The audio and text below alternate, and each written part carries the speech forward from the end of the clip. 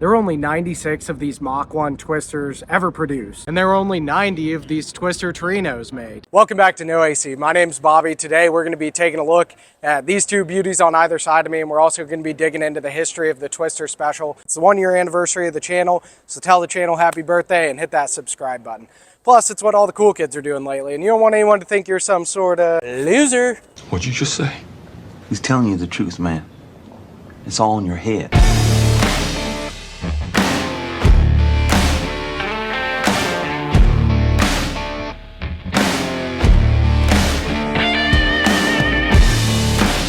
Most stories start with something that happened. This one kind of starts with something that did not happen, and that was the contract between Ford and ARI.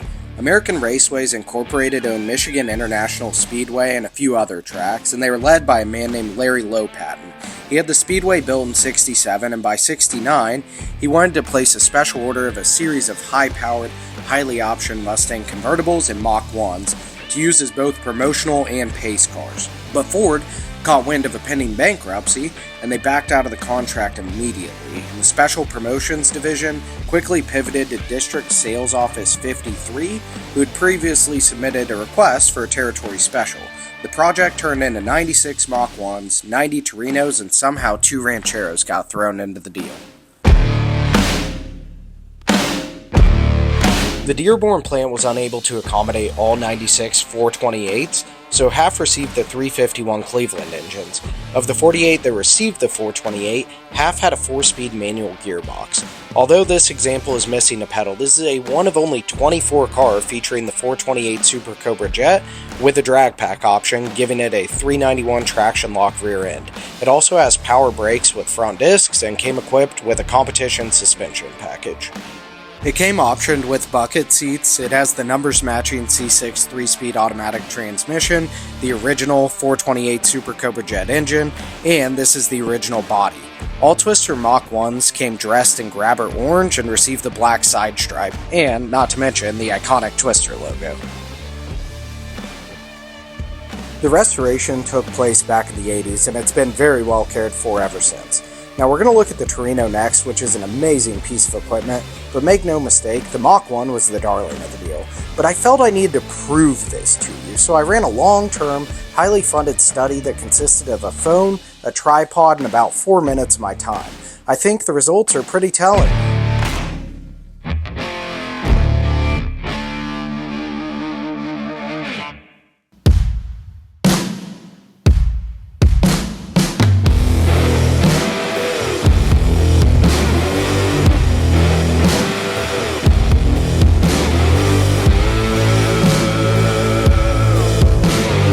While the Mach 1s were being built in Dearborn, the Torinos were being built down in Atlanta.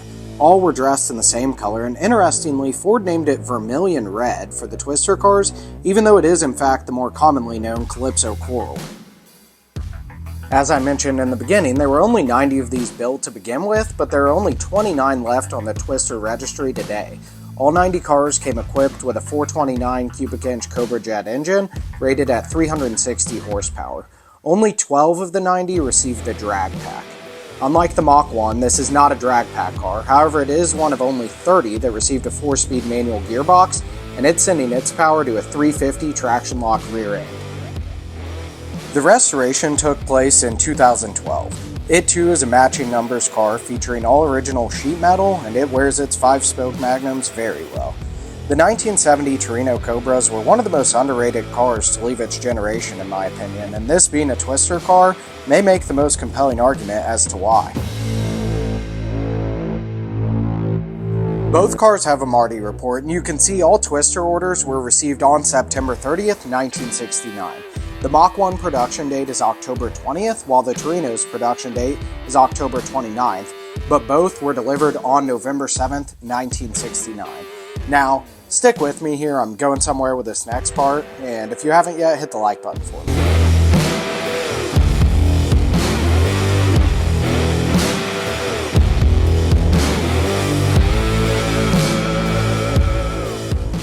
Kansas City International Raceway into a city park has race fans upset. The City Council this week unanimously approved the purchase of the 93-acre site. Fox 4's John Pepitone's here now reporting that racers believe this speedy sale is driving out a thriving business. John. Actually, I'll take it from here, John, because I'm live on location with boots on the ground. Proof? Now, I don't know about you guys, but I'm sure glad we had the city to come in and save the day and turn KCIR into a sidewalk. But the reason I'm here is because District Sales Office 53 that I mentioned is the Kansas City Sales Division. It covered the entirety of Kansas, Missouri, and the northwest corner of Arkansas. And exactly 55 years and 1 month ago, on November 7th, 1969, all 188 Twister cars sat right here in this field when Ford held Performance Day at KCIR. They ran all sorts of demos, ran the cars down the drag strip, and at the end of a very fun day, the dealers took their cars and they headed home. Although Magnums and Louvers are kind of the look with these cars, when they were dropped off here on November 7th, 1969, they didn't have that. They were all dropped off with the dog dish hubcaps and none of them had louvers. So if you picked your car up from the dealer and it had the 5-spoke Magnums on it, it looked great, but that was something the dealer did, not Ford in the factory. The Torino Cobra we're taking a look at in today's video sold brand new in Great Bend, Kansas. And when the restoration was done in 2012, it was done by a body shop in Great Bend, Kansas called Somebody's Body Shop. While they were restoring the car, the 429 was sent down south to Emporia, Kansas, where it was rebuilt by Automotive Machine. I have kind of a surprise about where the Mach 1 came from, so I'm going to save that towards the end of the video.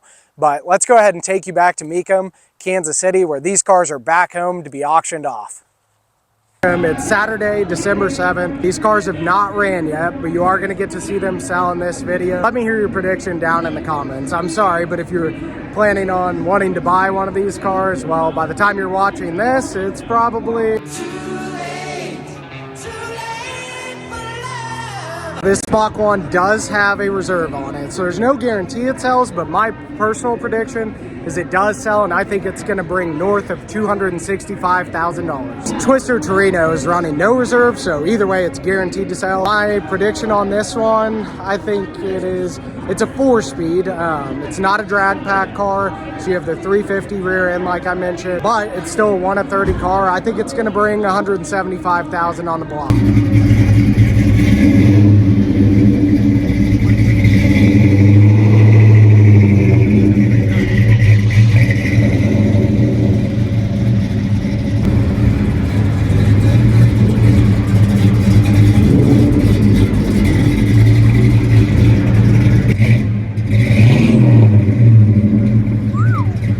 My apologies for making you wait so long to hear that.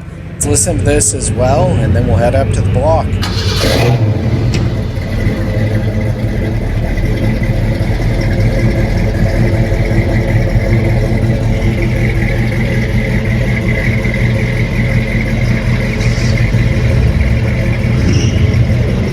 The Torino's going to be running first, and remember, it's no reserve, so it's selling no matter what. After we see it run, we'll follow up on the Mach 1.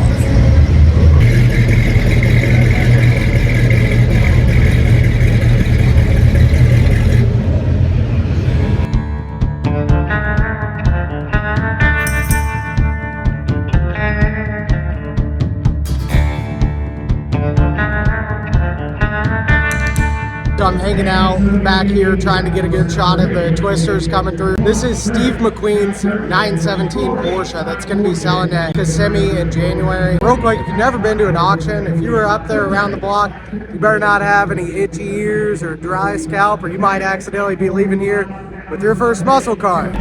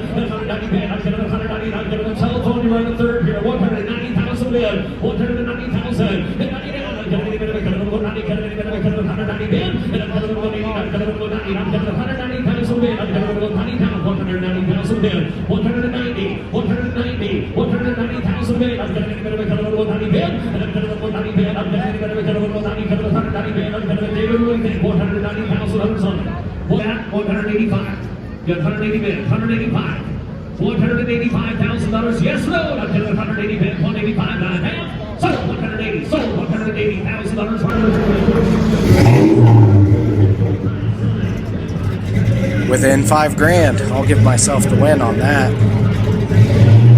120,000. You want to get 120, 30, 30, 40. I have 130,000, 140,000. You want to get 130, 40. I have 130, 40, $140,000. 130 go 40 bid. 140, 50, 60, 150, 160. I have 150,000, 160,000, 150, 60, 160, 70, 170, 80, 180,000. You want to get 170, 80, $180,000 for it. I have 170,000, 180,000. Give 175. $175,000 for it. 175 is the bid. Now 180. I have $175,000 bid. 185. 180's bid. 185. 185 bid. You want to get 5 bid. You want to get 185. 185,000. I have $180,000 bid. $185,000 to you. 185. 180's the bid. Anybody else? Only made 24 of them, Jimmy. And when is another one set up like that going to be offered for auction? 185.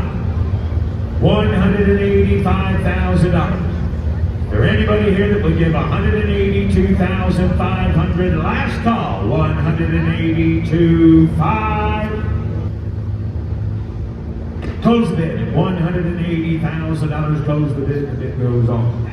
Not a chance the reserve is getting pulled at that number. That is very shocking. I'm a little disappointed in that. But the bid goes on, so who knows? Maybe a deal will get worked out and the car will still sell. I mentioned the bid goes on. Just because a car doesn't sell on the block doesn't mean it's done. The car is still going to be here. You can actually go to the bid goes on booth, speak with the representative. They'll get in contact with the owner. You can keep negotiating. There is still a chance that Mach 1 ends up selling. The reason my guess was so high is because, for one, I did think it was going to end up selling. I thought the reserve would get pulled. This apparently just was not the right room for it, unfortunately. But it has an amazing story behind it. There was such a small amount of them made.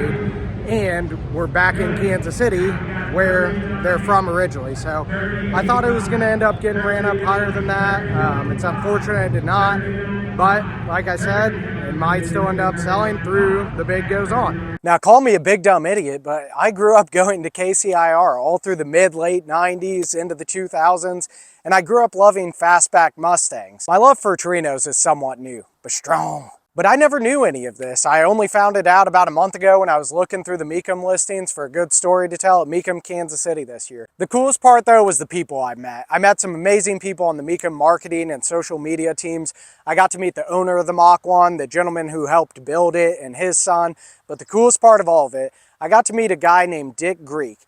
He was here in 1969 on November 7th for Ford Performance Day. And at the end of the day, he drove this exact Mach 1 home to Joplin, Missouri of Dan Stanley Ford. He had all sorts of amazing stories, and it was a joy getting to talk to him as well as his family. I hope you had a lot of fun getting to learn this information. Heck, for me, it was almost as fun as coming to see this field with a sidewalk called a park. As always, make sure you're subscribed to the channel because we got a lot more on the way. No AC, baby.